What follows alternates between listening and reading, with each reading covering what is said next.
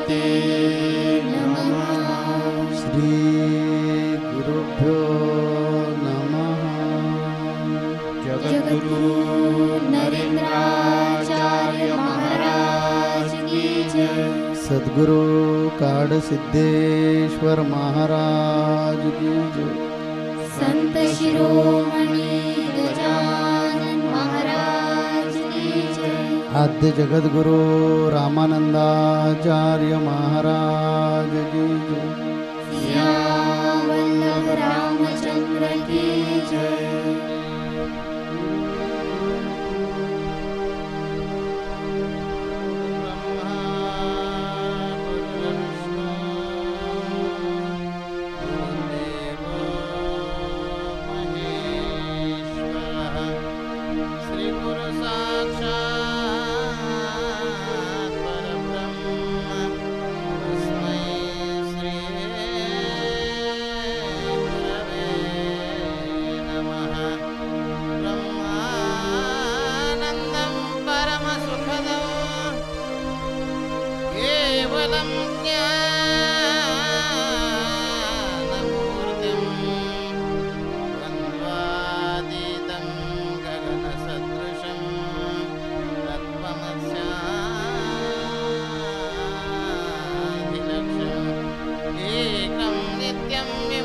जलम सर्वधी साक्षिभूतं भावातीतं त्रिगुणरहितं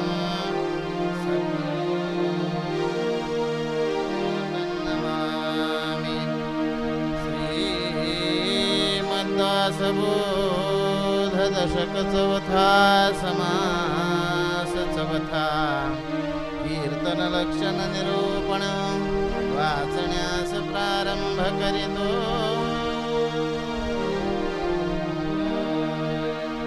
श्री गणेशाय नमः। कलियुगे कीर्तन करावे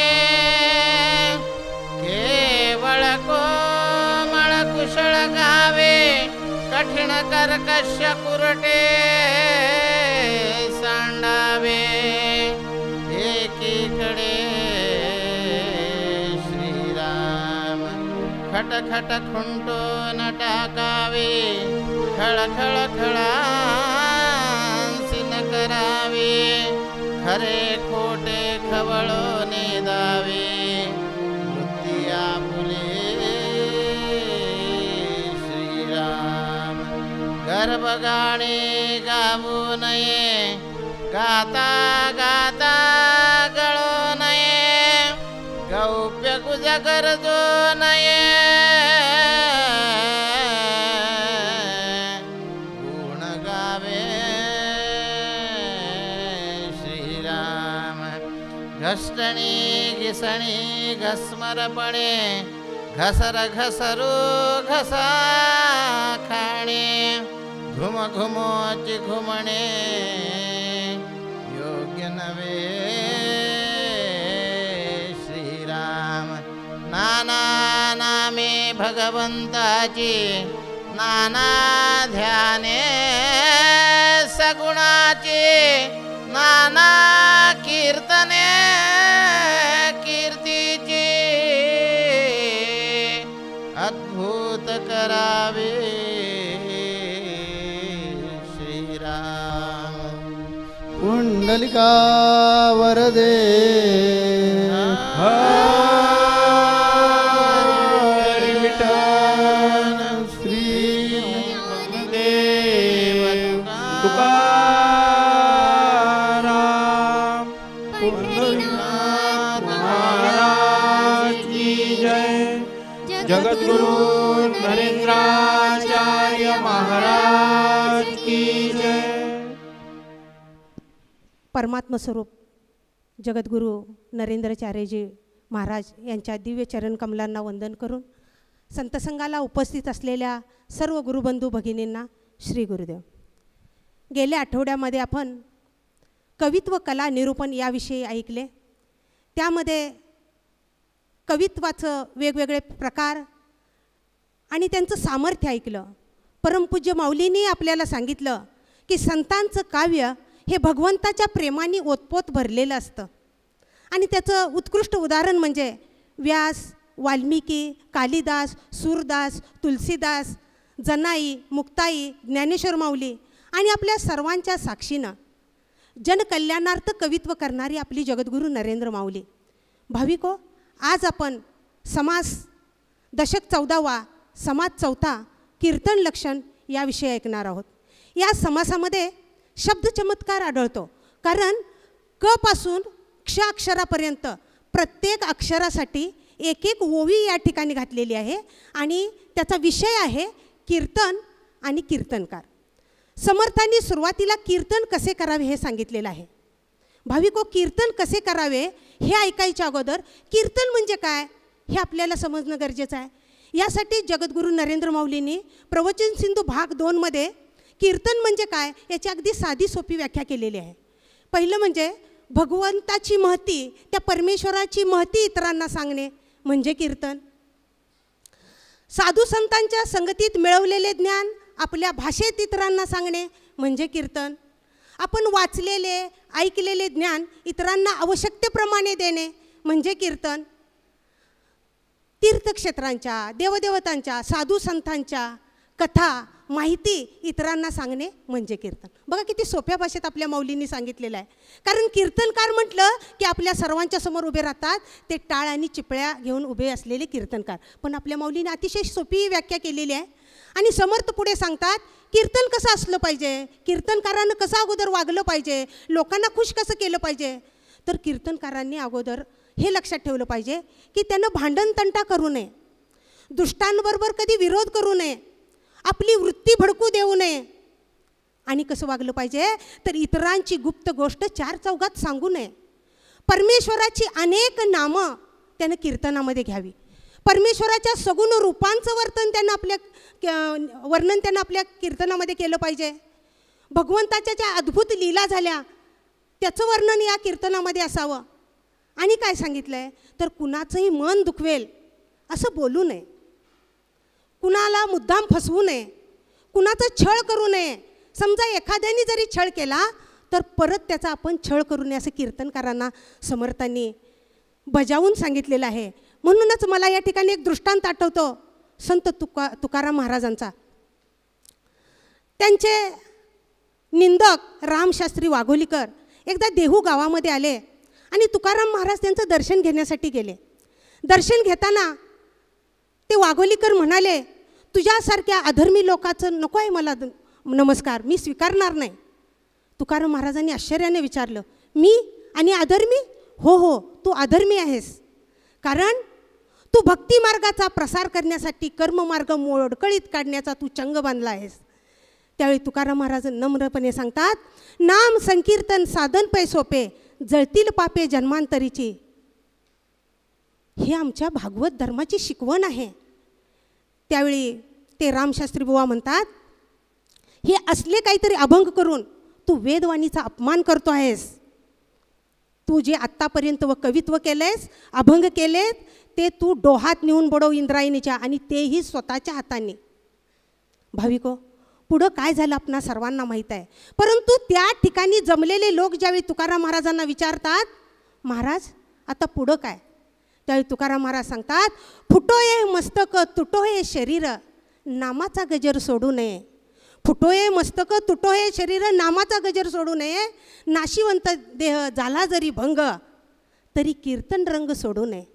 तात्पर्य, किती जरी छळ झाला तर परमेश्वराचं नामस्मरण कीर्तनकारानं सोडू नये, आपली सात्विकता सोडू नये. भाविको, त्या काळी तुकाराम महाराजांनी हे सगळं सहन केलं. परंतु या कलियुगात आपल्या माऊलींनी काय कमी छळ सोसला? परंतु माऊलींनी कधी कुणाला दुरुत्तरं केली नाहीत आणि परमेश्वरावरचं प्रेम दिवसेंदिवस वृद्धिंगतच केलं. त्यात यत्किंची ती कमतरता येऊ दिली नाही. पुढं समर्थ सांगतात की कीर्तनकाराने उगीच विनाकारण बडबड करू नये, कटकट करू नये. त्याच्या मनाचा एक निश्चिंतपणा हवा, त्याच्याकडे नीटनेटकेपणा हवा, आणि त्यानं कुणालाही फसवू नये. परमेश्वराच्या नामानं, परमेश्वराच्या प्रेमानं श्रोत्यांची मनं त्यानं काय केली पाहिजेत, भरून टाकली पाहिजेत. आणि त्याच वेळी तो परमेश्वरसुद्धा कृपा करतो. जगद्गुरू श्रीनी प्रवचन सिंधूमध्ये अतिशय सुंदर दृष्टांत दिलेला आहे. ज्ञानेश्वर माऊली आणि संत नामदेव महाराज एकदा औंढा नागनाथ येथे तीर्थयात्रा करत करत गेले आणि त्या ठिकाणी त्यांनी दर्शन घेऊन झाल्यानंतर कीर्तनाला सुरुवात केली. आपल्या गावामध्ये प्रख्यात संत विभूती आलेले आहेत हे पाहून लोकांनी गर्दी केली कीर्तन ऐकायला. आणि त्याच वेळी त्या मंदिराचा पुजारी गर्दी का झाली म्हणून पाहायला येतो, तर पाहतो तर खचाखच तिथं गर्दी भरलेली आहे, कीर्तन चालू आहे, लोकही मग्न झाले होते, त्या बिचाऱ्याला यायला कोणी वाटच देत नाही. मग तो खूप चिडतो आणि कशी तरी वाट काढत काढत मुख्य द्वाराजवळ येतो आणि आल्यानंतर तो त्या संतांवरती ओरडतो, तुम्हाला कीर्तन करायची हौसच आहे ना, मंदिराच्या पाठीमागे जाऊन कीर्तन करा. ज्ञानेश्वर माऊली आणि नामदेव महाराज मंदिराच्या पाठीमागे जाऊन कीर्तन करायला सुरुवात करतात. श्रोतेही त्या ठिकाणी येतात. भाविको, त्या कीर्तनात एवढं सामर्थ्य होतं की देवही आपलं तोंड पाठीमागे फिरवतो. आजही ते आपल्याला तिथं औंढा नागनाथला पाहायला मिळतं. तात्पर्य, विशुद्ध भक्तिभाव हाच परमेश्वराच्या हृदयात प्रवेशिका मिळवण्याचं एक साधन आहे. ज्यावेळी असं आपण मनापासून कीर्तन करतो त्यावेळी समर्थ सांगतात की यामुळं काय फायदा होतो, तर वाणी पवित्र होते, आपला पुण्यसंचय वाढतो आणि दररोज काम करताना, नित्यकर्म करताना परमेश्वराचं नामस्मरण केलं की त्या परमेश्वराची कृपा होते आणि तो आपला पाठीराखा होतो. भाविको, आपणही आपल्या गुरुदेवांच्या चरणी प्रार्थना करूया की असा छंद आमच्याही जीवाला लागू दे. असा छंद लागला की काय होतं, मला एक दृष्टांतातून सांगावंसं वाटतं. एका गावातून एका शेतकऱ्याच्या दारातून एक वाटसरू चाललेला होता आणि तेथे असलेली कुत्री त्याला भुंकतात. तो पहिल्यांदा हाड म्हणून त्या कुत्र्यांना भीती दाखवतो, तरी पण कुत्री काही भुंकायची थांबत नाहीत. मग तो दगड घेतो आणि त्या कुत्र्यांना मारतो, तरी पण कुत्री काही भुंकायची थांबत नाहीत. त्यावेळी दुसरा एक उभा असलेला माणूस म्हणतो, अहो असं करा ना, त्या कुत्र्याच्या मालकालाच तुम्ही हाक मारा ना, तो येईल आणि त्या कुत्र्याला बोलवून घेईल. आणि मग तो प्रवासी काय करतो, ओ शेतकरी दादा कोण आहे, तुमची कुत्री बघा ना भुंकतायत, असा हाका मारतो. आणि एक व्यक्ती बाहेर येते त्या घरातून, त्या कुत्र्यांना आपल्या जवळ बोलवून घेते आणि त्याचा मार्ग रिकामा होतो. तात्पर्य, आपणही आपली षड्विकार रूपी कुत्री, मनरूपी कुत्रं ज्यावेळी भुंकत असतं ते आपल्याला चुकीच्या मार्गाने घेऊन जात असतं. अशा वेळी या सर्वांचा मालक असलेली आपली सद्गुरू माऊली असते, परमात्मा असतात, त्यांना जर आपण कीर्तनातून हाक मारली तर निश्चितपणे ते त्यांना बोलवून घेतील आणि मोक्षाकडे जाण्याचा मार्ग आपला मोकळा होईल. भाविको, ज्यावेळी असा उत्कृष्ट कीर्तनकार होतो त्यावेळी समर्थ काय म्हणतात, काही धोके सांगितलेले आहेत. ज्यावेळी लोक कीर्तनकाराला त्याची वाहवा करतात, त्याची सगळी सोय करतात, आवर्जून त्याचे कार्यक्रम ठेवतात, मग कीर्तनकारात काय बदल होतो, न कळत त्याच्या मनामध्ये अहंकार जागृत होतो. आणि म्हणून समर्थांनी इशारा दिला आहे, त्यावेळी कीर्तनकाराने माजू नये, उन्मत्त होऊ नये, या अज्ञानाचा त्याला ज्ञानाचा अहंकार होऊ नये आणि त्यानं काय करावं, कुसंगतीपासून बाजूला जावं. जगद्गुरू श्रीनी या कुसंगतीवरती अतिशय सुंदर असं सांगितलेलं आहे की आपण कुसंगतीमध्ये गेलो की त्याच मार्गाने आपण वाहत जातो. कारण कीर्तन ही एक उपासना आहे. कीर्तन याचे उलट क्रमाने जर शब्द ठेवले तर नर्तकी होतं, म्हणजे मन आपल्याला असं नाचवत असतं. आणि जर आपण कुसंगतीत गेलो तर त्याला अडवणारं कुणी राहत नाही. म्हणून कीर्तनकारानं कुसंगतीत राहू नये. जगद्गुरू श्रीनी श्री संप्रदायाचा कीर्तनकार, प्रवचनकार कसा असावा याची एक नियमावली घालून दिलेली आहे. पहिलं म्हणजे तो निगर्वी असावा, त्याला अभिमान असता कामा नये, त्याला गर्व असता कामा नये, त्यानं कोणत्याही प्रलोभनांना बळी पडू नये, गुरूंच्या नावाला काळीमा लागेल असं त्यानं कोणतंही वर्तन करू नये. म्हणजे कसं, अनैतिक संबंध, पैशांचे गैरव्यवहार इत्यादीमध्ये त्यांनी अडकू नये. दुर्व्यसनं, दुर्व्यसनं, हेही फार महत्त्वाचं असतं, हे लक्षात घ्या. कारण कीर्तनकार हा त्या गुरूंचा एक प्रतिनिधी म्हणून जनसामान्यांच्या समोर जात असतो. आणि त्यामुळे कीर्तनकाराची नैतिक जबाबदारी आहे की आपल्यामुळे आपल्या गुरूला, आपल्या संप्रदायाला, आपल्या आध्यात्मिक मार्गाला घालबोट लागणार नाही याची काळजी घेतली पाहिजे. समर्थ रामदास स्वामीजींनी या दासबोधामध्ये हे कीर्तन निरूपण आणि कीर्तनकारांना बोध हा विषय यासाठीच घेतलेला आहे, कारण कीर्तनकार हा एक व्यास आहे, व्यासांचं काम करतो, म्हणजे प्रबोधनाचं काम करतो. जे जे लोक प्रबोधन करतात त्यांना व्यास समजलं जातं. व्यासाचं एक प्रतिरूप किंवा व्यासाचा एक प्रतिनिधी या नात्यानं त्याच्याकडे समाज पाहत असतो. व्यास महर्षी केवढे महान तत्ववेत्ते होते, केवढे प्रबोधनकार होते. आणि म्हणून कुठेही सभा जी असते त्या सभेच्या जे पीठ असेल, त्या सभेचं जे स्टेज असेल, त्याच्यावरून सभा होत असेल, त्या पीठाला नाव आहे व्यासपीठ. कारण त्याच्यामध्ये एवढं सामर्थ्य आहे की समाजाला ते उद्बोधन करून चुकीच्या रस्त्याला जात असताना थांबवून योग्य मार्गाला आणण्याचं सामर्थ्य त्या पीठामध्ये, त्या व्यासपीठामध्ये असतं, त्या स्टेजमध्ये असतं. आणि म्हणून त्याला फार अनन्यसाधारण महत्त्व सगळ्या ठिकाणी दिलेलं आहे. पण समर्थ रामदास स्वामी सांगतात की आपण तर आध्यात्मिक मार्गातले लोक आहोत आणि आमचं बघून जग बिघडणार आहे. तुकोबारांनी अभिमानानं सांगितलं आहे, आम्ही बिघडलो तुम्हीही बिघडा, तुम्हीही बिघडा ना. सागराच्या संगे नदी बिघडली, नदी बिघडली सागराची झाली. तसा प्रबोधनकार म्हणजे समाजाचा एक आरसा आहे. आणि या आरशानं अतिशय स्वच्छ राहिलं पाहिजे. आरशावर जर धूळ बसली असेल तर समोरच्याला त्याच्यामध्ये आपला चेहरा पाहता येणार नाही. प्रबोधनकारांमधून बाकीच्यांनी शिकायचं असतं. आणि म्हणून श्री संप्रदायाचे प्रबोधनकार असतील किंवा अन्य कोणी प्रबोधनकार असतील, त्यांनी अगदी मी सुद्धा हे लक्षात ठेवलं पाहिजे, माझं चारित्र्य चांगलं असलं पाहिजे. माझं जर चारित्र्य चांगलं नसेल तर मला समाजाला चारित्र्यावर उपदेश करण्याचा अधिकार काय पोचतो. मग त्या चारित्र्यात बऱ्याच गोष्टी येतात की शील पवित्र असलं पाहिजे. त्यानंतर कुठलाही प्रकार कुणाला टोप्या घालणारा माणूस असता कामा नये. आईवडिलांची सेवा करणारा भक्त पुंडलिक तो प्रबोधनकार असला पाहिजे. त्याच्यामध्ये उर्मटपणा असता कामा नये, त्याच्यामध्ये उद्धटपणा असता कामा नये. नाहीतर त्याच्याकडून बोध काय घ्यायचा. हा सांगतो आईवडिलांची सेवा करा आणि याने आपल्या आईवडिलांना घरातून हाकलून घातलं आहे. हा सांगतो गुरुजनांचा मान ठेवा आणि हाच गुरूंचा कधी मान राखत नाही.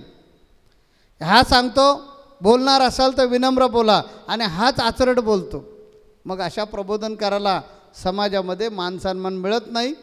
आणि मग तो किती बोलला तर नळी फुंकली सोनारे इकडून तिकडे गेले वारे. मग जो काही लोकांचा तो वेळ घेतो किंवा तो आपला स्वतः लोकांसाठी वेळ देतो, ते जे काही समाज प्रबोधन आहे ते इथपर्यंत जात नाही. म्हणून आधी केले नंतर सांगितले तर ते फार रुचकर लागतं, ते फार पचनी पडतं. आणि म्हणून प्रबोधनकाराने, कीर्तनकाराने, प्रवचनकाराने नेहमी लक्षात ठेवलं पाहिजे की आपण ईश्वराचे दूत आहोत, ईश्वराचे प्रतिनिधी आहोत. म्हणून आपल्याकडे सगळ्यांचं लक्ष आहे. याकरता माझं मी चारित्र्य चांगलं ठेवेन, माझं मी चरित्र चांगलं घडवेन. कधी पैशाच्या पाठीमागे लागू नका, कधी स्त्रीच्या पाठीमागे लागू नका, कधी वाममार्गानं जाऊ नका, कधी टीका कुणी केली तर त्याचं उत्तर प्रतिउत्तर देऊ नका. विद्या विनयाने शोभते. तुम्ही ज्ञानी आहात ना, मग तुमच्या कर्तृत्वानं तुम्ही दाखवून द्या की तुम्ही कसे आहात ते. आमच्यावर बघा अनेक लोक टीका करतात. मी कधी प्रवचनामध्ये त्याचा समाचार घेत नाही याचा अर्थ मला बोलता येत नाही असं नाही किंवा मला माहीत नसतं ते असं नाही. पण माझं ते काम नाही. मी एवढंच समजतो त्याच्या चष्मा तसा होता, त्याला मी तसा दिसला असेल, त्याला माझा काय दोष आणि त्याला त्याचा काय दोष आहे. माझी जबाबदारी आहे त्याच्या डोळ्यावर जो चष्मा लागलेला आहे तो मी माझ्या कर्तृत्वानं त्याला बदलायला हवेन, की मी अशा प्रकारे चांगला वागेन की त्यालाच म्हणावं लागेल नाही मागे मी यांच्यावर टीका केली होती पण हे असे नाही आहे, खरंच हे वेगळं आहे. हे माझं कर्तव्य आहे. हे माझ्या सद्गुरू काडसिद्धांनी मला शिकवलं. आणि मला वाटतं की मुलीनं आईकडून नेहमी वसा घ्यायचा असतो. आणि प्रबोधनकार हे ज्या गुरुचे चेले असतात त्या गुरूंकडून हा वसा प्रबोधनकारांनी पण घेतला पाहिजे. आणि असा जर वसा घेतला नाही तर त्याला समाज संप्रदाय स्वीकारत नाही. आणि मग त्याला किती त्याची विद्वत्ता असली तरी ते पोकळ वाटतं. हे शाब्दिक भांडार आहे, याच्या कृतीमध्ये काहीच नाही. कारण जोपर्यंत कृतीमध्ये नाही तोपर्यंत ओरिजिनलपणा कधी येणार नाही. हे बोलबच्चनगिरी आहे, हे पाठ आहे, कुठेतरी कीर्तन केलेलं किंवा प्रवचन केलेलं पाठ आहे आणि तो हा बोलतो. अशा प्रकारची प्रबोधनकारांची स्थिती झाली नाही पाहिजे. कारण याच्यामध्ये प्रचंड ताकद आहे. कीर्तन ही एक भक्ती म्हणून सांगितलं समर्थ रामदास स्वामीजींनी.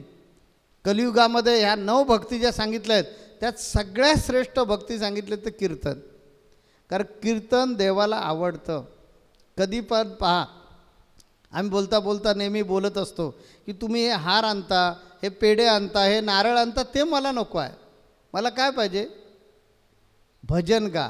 आम्ही सकाळपासून संध्याकाळपर्यंत समस्या निवारण करत असलो की कंटाळा आला, थकवा आला तर समोर जर भजन चालू असेल तर माझ्याकडून दिवसभर काम करून घ्या. कधी थकलेलं दिसणार नाही, कंटाळलेलं दिसणार नाही. का? तर आम्हाला ते आवडत असतं. मी सांगितलं ना की मला बाकी काही नको आहे. न लगे मुक्ती धन संपदा.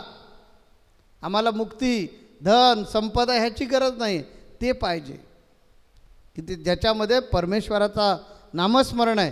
ते परमेश्वराचं गुणगान गायल्यामुळे आमची पण भक्ती घडते आणि गाणाऱ्याची पण भक्ती घडते. आम्ही ऐकणार आहोत. आता मगापासून तुम्ही हे सगळं निरूपण ऐकताय. तुमचीसुद्धा भक्ती चालू आहे.